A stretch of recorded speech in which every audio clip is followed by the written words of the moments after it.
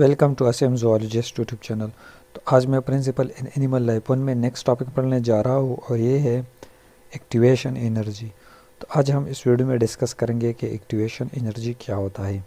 The minimum amount of free energy to start a chemical reaction is called activation energy. Activation energy क्या होता है? ये वो free energy होता है जिससे एक केमिकल एनर्जी या केमिकल रिएक्शन स्टार्ट होता है। इसे क्या कहते हैं? इसे एक्टिवेशन एनर्जी कहते हैं। ये हो गया definition. Most chemical reaction required in input energy to start. जितने भी केमिकल रिएक्शन होते हैं मोस्टली इसके लिए क्या रिक्वायर्ड होता है? एनर्जी रिक्वायर्ड होता है to start a chemical reaction. For example a match is lit. जिस तरह हम माचिस को क्या करते हैं? जलाते हैं, पर इस तरह ये बर्निंग प्रोसेस स्टार्ट होता है। तो इस तरह केमिकल रिएक्शन के लिए भी ये ज़रूरी होता है और रिक्वायर्ड होता है energy to start the reaction. It's heat energy is use to start a wood burning in a fireplace. जिस तरह या इससे क्या होता है? एनर्जी प्रोड्यूस होता है और बर्निंग प्रोसेस प्रोड्यूस होता है इस मैच से।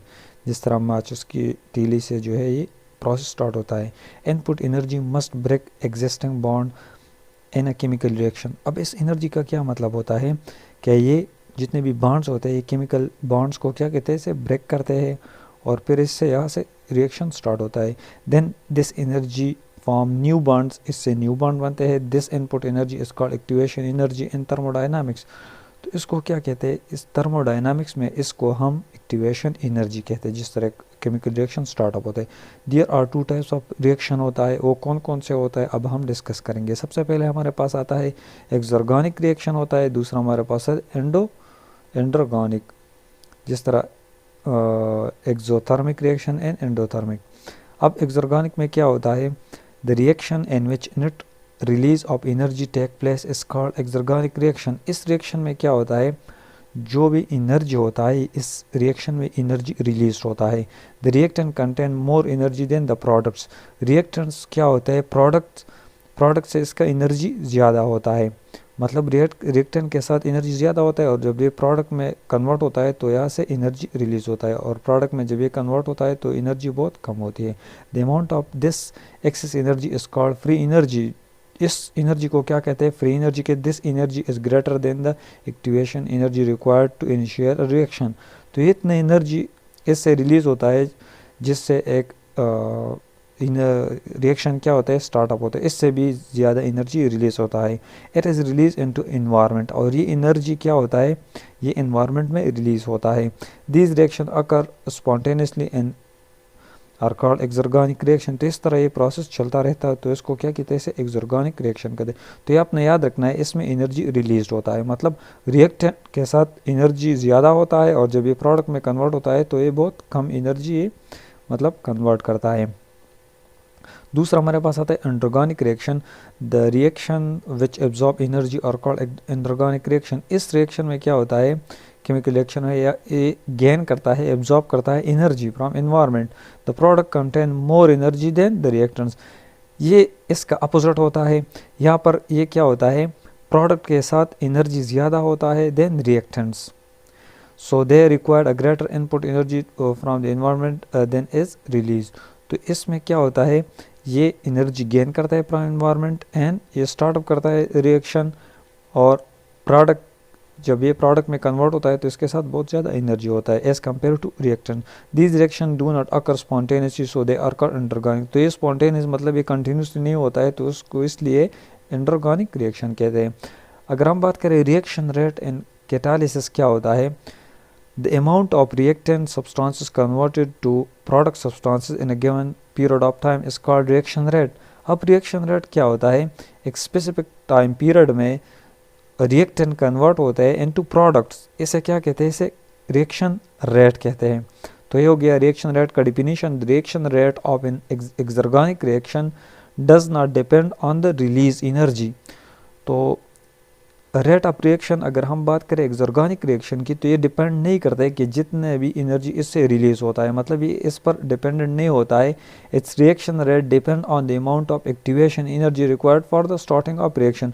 तो ये टोटली डिपेंड होता है ये रिएक्शन इस एनर्जी पर डिपेंडेंट नहीं होता है कि इससे कितना एनर्जी रिलीज होता है, बल्कि ये डिपेंड होता है एक्टिवेशन एनर्जी पर कि किस तरह मतलब कितने अमाउंट ऑफ एनर्जी से ये रिएक्शन स्टार्टअप होता है। A few molecule succeed in overcoming the initial energy hurdle, मतलब शुरुआत में ये प्रोसेस डिफिकल्ट होता है ये रिएक्शन, लेकिन आहिस्ता आहिस्ता ये मतलब ओवरकम होता है और ये रिएक्शन स्टार्टअप होता है। दियर पर larger the activation energy of chemical reactions the more slowly the reaction occurs. अगर एक रिएक्शन का एक्टिवेशन एनर्जी क्या होता है, ज़्यादा होता है, लार्जर होता है, तो वो रिएक्शन बहुत नेक्स्ट ये क्या होता है, बहुत स्लोली ये कंप्लीट होता है।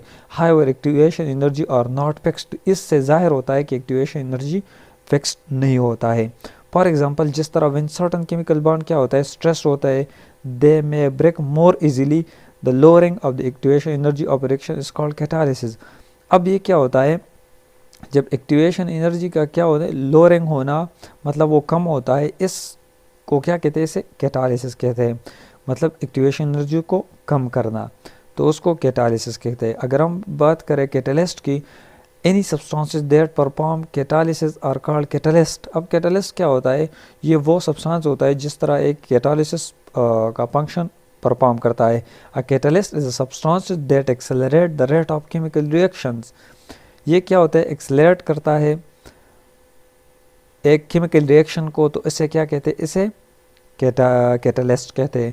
The reaction proceed at lowering environmental temperature by decreasing the activation energy. Activation energy का कम मतलब ये कम करता है और इस तरह स्पीड अप करता है the reaction. But catalyst itself is not used up in the reaction में ये खुद हिस्सा नहीं लेते हैं। द कैटलिस्ट और ऑलवेज इज एंजाइम, जिस तरह एक एंजाइम होता है। कैटलिस्ट क्या होते हैं, खुद मतलब रिएक्शन में हिस्सा नहीं लेते, लेकिन रिएक्शन को स्पीड अप करता है। अगर हम बात करें एग्जांपल की, तो ये एक्सर्गोनिक रिएक्शन का एग्जांपल होता है। मैंने जिस तरह आपको बताया कि रिएक्टेंट के साथ एनर्जी ज़्यादा होता है और जब ये प्रोडक्ट में कन्वर्ट होता है तो इससे एनर्जी रिलीज होता है इनटू एनवायरनमेंट। तो रिएक्टेंट के साथ ज़्यादा होता है, यहाँ पर कम होता है। एंडर्गोनिक रिएक्शन इसका अपोजिट होता है, स्टार्टिंग में इसके साथ एनर्जी नहीं होता है और इन्वायरमेंट से ये एनर्जी हासिल करता है और रिएक्टेंट के साथ बहुत ज़्यादा एनर्जी होता है। तो इन दोनों में डिफरेंसेस ये है। अगर हम बात करें catalysis reduce the activation energy. अब कैटालिसिस का क्या काम होता है, ये एक्टिवेशन एनर्जी का लोअरिंग करता है, मतलब कम करता है। तो इस तरह ये रिएक्शन क्या होता है, स्पीड अप कवर होता है। तो इस तरह यहाँ पर क्या होता है, ट्रांजिशन स्टेट होता है। एक्टिवेशन एनर्जी विदाउट कैटलिस्ट क्या होता है, इतना होता है। एक्टिवेशन एनर्जी विथ कैटलिस्ट क्या होता है, इतना होता है। मतलब ये स्पीड अप करता है रिएक्शन को। एक्टिवेशन एनर्जी क्या होता है, ये इस तरह यहाँ पर ये रिएक्टर होता है, यहाँ पर ये लूप शो करता है, यहाँ पर इस जगह को इसे एक्टिवेशन एनर्जी कहते हैं। मतलब एक रिएक्शन की स्टार्टिंग पॉइंट क्या होता है, इस एक्टिवेशन एनर्जी से होता है, फिर ये मतलब एनर्जी क्या होता है और रिलीज चलता रहता है मुख्तलिफ रिएक्शंस में। तो ये थी आज की वीडियो। उम्मीद करता हूँ कि एपिसोड को लाइक करेंगे, दोस्तों के साथ शेयर करेंगे और हमारे यूट्यूब चैनल को ज़रूर सब्सक्राइब करेंगे। Thank you so much for watching, bye.